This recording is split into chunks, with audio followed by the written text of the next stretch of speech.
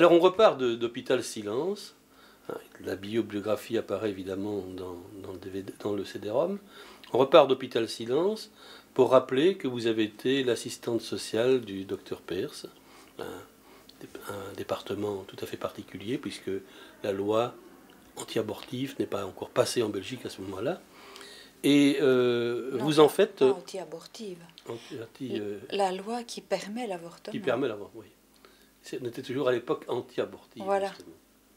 Oui, belle rectification. Je reprends. On efface et je reprends.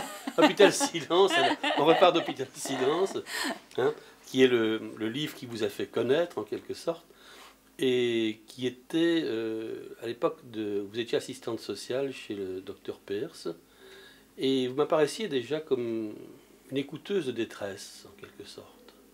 C'est-à-dire que le contraire d'une parleuse.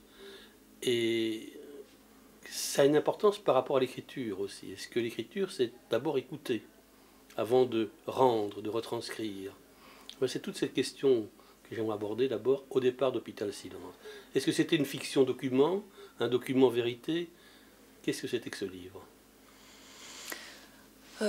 D'abord sur l'écoute, peut-être. Bien sûr, j'ai écouté la détresse, puisqu'il s'agissait de ça, quand j'écoutais ces personnes qui venaient pour dire qu'elle ne pouvait pas assumer d'être mère. Donc c'était effectivement une détresse, une douleur, une angoisse, un moment aigu de la vie où on dit des choses fortes. Et donc parallèlement à la détresse, j'ai écouté les mots. Il faisait partie de la détresse, mais c'était les mots qui m'intéressaient. C'était la façon dont les femmes disaient dans ce moment aigu de leur vie des choses extrêmement graves qui ont trait au corps, qui ont trait au sang, qui ont trait à leur vie sexuelle, qui ont trait à leur désir, à leur histoire même d'enfant. Comment tout ça a été dit de manière extrêmement simple, non encombré de justification, de discours, de théorisation, c'était là. C'était des mots du corps. C'était des mots qui étaient dans le corps de ces femmes-là. Et c'est ça qui m'a touchée et qui m'a amené à finalement les répertorier, les écrire telles quelles finalement à certains moments, telles qu'elles le disaient là, sur le sang, sur des choses extrêmement liées au ventre en fait, liées au... Et que l'hôpital véhicule en soi, dans tous les hôpitaux, c'est comme ça. Donc ce n'est pas spécifique ni d'une situation, ni de cet hôpital-là précisément. Je pense que tout hôpital recueille ça, des mots qui sont des cris du corps, finalement. Donc c'est ça que j'ai effectivement écouté, entendu. En tout cas, c'est ça qui m'a touchée. Et... forcément, ça va de pair sans doute avec son propre silence à soi pour les accueillir. Donc effectivement, on ne peut pas contrecarrer une écoute avec soi-même un bruit de parole. Mais c'est eux qui ont fait la matière de mon livre. Alors vous les transcriviez, ces mots? Vous aviez un carnet de notes? Oui, c'est-à-dire que je devais... Les choses allaient comme ça, je devais faire un rapport... tout à fait destiné aux médecins sur les raisons pour lesquelles cette femme demandait une interruption de grossesse. Je précise que le rapport n'était pas destiné à ce qu'on décide à sa place, dans un sens ou dans l'autre, mais il s'agissait de dire les choses.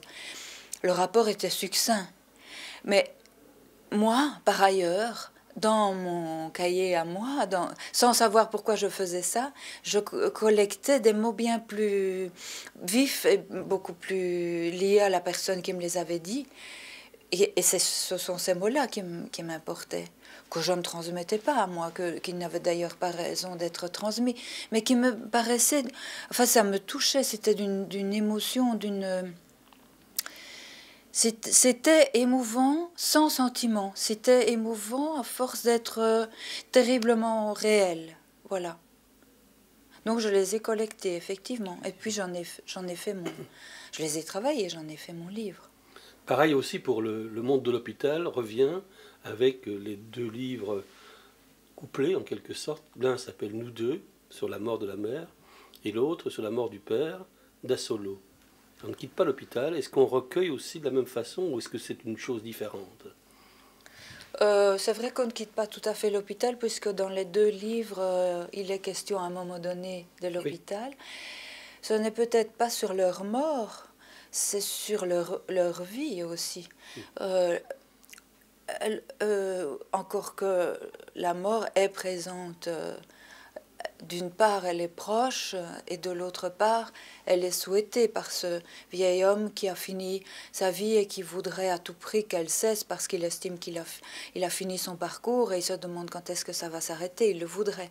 Donc la vie et la mort sont terriblement proches et liées. En tout cas, on ne la gomme pas, la mort. Elle est présente dans ces vies-là. Dans ces deux livres. Oui. Oui. Mais vous dites justement, Nicole, quelque part, les parents ont tous deux une maladresse du discours. Je suis à la fois la fille de ma mère et de mon père en écrivant. Alors j'aimerais qu'on puisse expliciter un peu cela.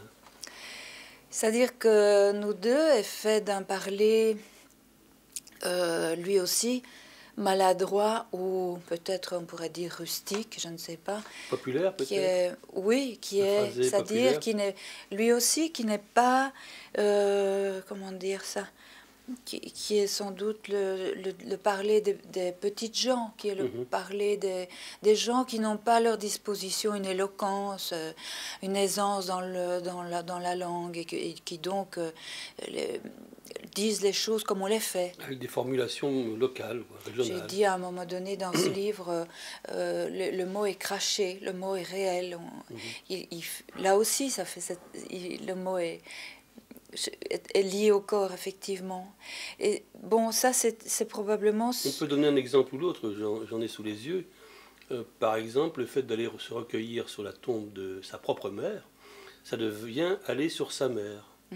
Ou bien elle aimait bien être triste de sa mère. Ou encore plus loin, on avait mis sa jupe à plis soleil. Ou bien elle disait qu'elle devait manger sa salade avec ses dents de devant, comme les lapins, à cause des autres qui n'étaient plus en état. Ou elle disait aussi à la déclaration, ou bien à la guerre, ou bien en 40. Oui, on a l'impression d'être ici. On est.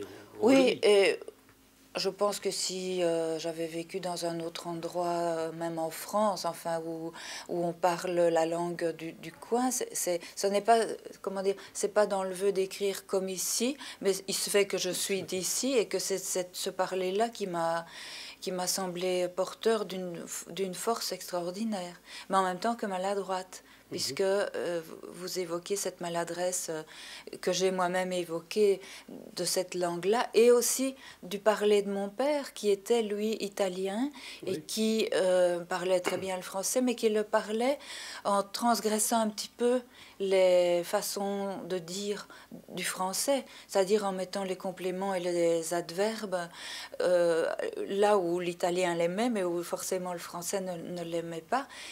Il se faisait par ailleurs très bien comprendre. Et donc, c'est aussi un... J'ai beaucoup parlé avec mon père quand il s'est trouvé seul et que j'allais le voir et qu'il profitait de ces moments de nos rencontres pour me dire des choses que sans doute il ne m'avait jamais dites ou que je n'avais jamais, moi, voulu entendre étant enfant, qui était son histoire d'enfant à lui, son Italie à lui, qu'il avait quittée quand il était tout jeune, et sa vie, en fait, sa trajectoire. C'est pour ça que Da Solo est le livre d'une vie. Plus que d'une mort. Plus que d'une mort, mais d'une vie qui n'est pas dupe de ce que la mort est là. Bon, mais donc, il me disait tout ça, il me racontait toutes ces choses de lui, d'une manière, effectivement, là aussi, à sa façon, à la façon italienne, et que là aussi, quand je le quittais, il m'arrivait dans ma voiture de noter des tournures qu'il avait employées, parce que, voilà, on ne pouvait pas mieux dire. Bon, c'est-à-dire que ce qu'on vient de faire comme détour via les deux livres au cœur de vos ouvrages, c'est qu'on tord le cou à un canard qui fait une filiation directe entre votre écriture et l'écriture durassienne. Parce que Marguerite Duras s'est intéressée à Hôpital Silence, a écrit un compte-rendu sur Hôpital Silence. Oui. On a dit, voilà un ton qui est épigone de Duras. Je caricature en disant épigone, évidemment. Parce qu'il y a des on, parce qu'il y a dit-elle, des arythmies peut-être, des reprises voulues, des redites nécessaires, alors qu'on est dans la sobriété, au contraire, ou dans le dépouillement, dans une espèce d'économie de moyens, et j'allais dire un dénuement stylistique voulu, parce que ça rend plus fort. On dirait que Malinconie fait bref pour en dire plus long, quoi, en fait, en quelque sorte. Probablement. Ceci dit, par rapport à Duras, je ne nierai jamais la filiation que j'ai avec elle, pour plusieurs raisons d'ailleurs, parce que si un auteur m'a donné le désir d'écrire, c'est bien elle. Moi, je n'ai pas un passé littéraire de lecture très riche. J'ai malheureusement perdu ma jeunesse à ne pas lire suffisamment. C'est un temps qu'on ne rattrape jamais. Et donc, j'ai découvert Duras au moment où je travaillais à l'hôpital. Et c'est un petit peu la conjonction de ces deux choses. C'est cette force des mots que je découvrais là dans le concret. Et puis une écriture qui me touchait, qui m'a vraiment donné le désir d'écrire. Alors, quand on est l'enfant de quelqu'un, je vais dire au niveau de son arrivée soi-même à créer quelque chose, on est l'enfant de quelqu'un. Enfin, moi, je ne renie pas ça. Et donc, c'est possible qu'elle elle-même, enfin, aurait dit ça me ressemble. Ou, Oui. Moi, comment dire, j'assume ça avec en même temps reconnaissance, énorme reconnaissance de ce qu'elle m'a amené à moi-même avoir ce désir d'écrire. Et puis, je crois que progressivement, quand on est comme ça dans la proximité de quelqu'un, d'un maître, on finit par le quitter, par s'en détacher, pour aller suivre sa propre voie. Je pense que c'est ça mon parcours. Je disais que dans tout ce monde finalement d'hommes qui apparaît avec le Da Solo et avec ses portraits, il y a quelques hommes, ils sont tout de même minoritaires par rapport au nombre de femmes, si j'ose dire. Dans des premiers livres de Latente aussi avec Louise Blanc. Et je me posais la question à savoir si c'était une écriture du côté des femmes, une écriture au féminin. Qu'est-ce que c'est que ce choix aussi des femmes? C'est peut-être un hasard aussi. Enfin, je pense que c'est plus une circonstance de hasard qui a fait cela. Maintenant, la question de l'écriture au féminin, on en a beaucoup parlé, on en discute beaucoup, ça revient, c'est un sujet qui revient souvent. Moi, je pense que écrire, ça doit être du côté du féminin, que l'on soit un écrivain homme ou femme. Pour moi, c'est pas ça qui détermine, c'est la démarche de l'écriture, c'est-à-dire de travailler avec cette langue que nous avons en nous, qui nous conditionne, on ne peut plus, on n'en sortira jamais de la langue. Elle est en nous, donc c'est elle qui fait notre pensée et notre rationalité.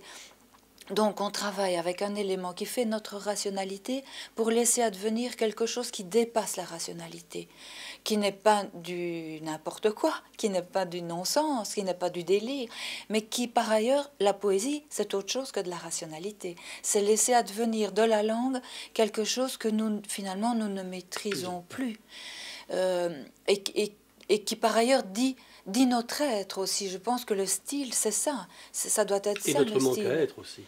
Et notre manque à être, bien Notre entendu. Qui donc naît, à mon avis, d'une... enfin, comme j'ai eu l'occasion de dire à d'autres reprises, du désastre de l'existence, c'est-à-dire du lieu où on n'est pas adéquat, où on n'est pas plein, où on n'est pas, où tout n'est pas donné. Enfin, le tout n'est pas jamais. Donc c'est de ce lieu d'où ça manque que l'écriture naît. Et pour moi, ça c'est quelque chose qui a à voir avec le féminin, c'est-à-dire le côté manquant, enfin. Surgissant d'une faille. Voilà, je dirais ça. Donc je dis aux hommes, tout homme qui écrit est une femme quelque part.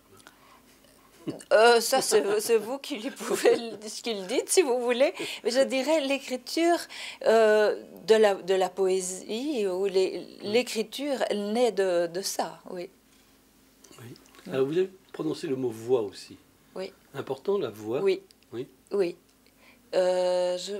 Parce que en fait, c'est à travers des voix aussi que j'ai... Des modulations de voix, des timbres, tout ça. Oui, les accents, mais aussi la voix opposée peut-être au silence. Est-ce qu'écrire ne serait pas aussi de laisser advenir quelque chose qui est tu, ou quelque chose, ou le silence ou l'entre-deux. Oui, oui, L'entre-dit. c'est ça. L'entre avec un E et un A, avec la béance, avec le trou, avec la... Oui, Oui. une écriture qui reste cherchée dans ce qui ne se dit pas, ou dans ce qui n'arrive pas à se dire, ou d'entre, comme vous dites, enfin, entre ce qui est dit, il y a autre chose. Dans votre dernier livre, Nicole, à l'étranger, il y a une chose que vous dites de la langue, quand vous ne parlez pas la langue du pays où vous êtes, c'est-à-dire c'est un retour en Italie, ça vous rend encore plus étranger.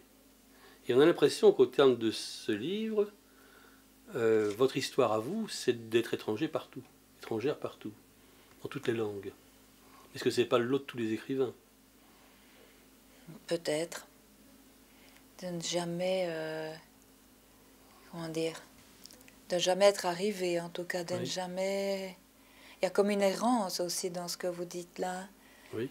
L'errance de la langue et soi-même errer dans mots. Cette langue-là, oui, mots, quelle qu'elle soit.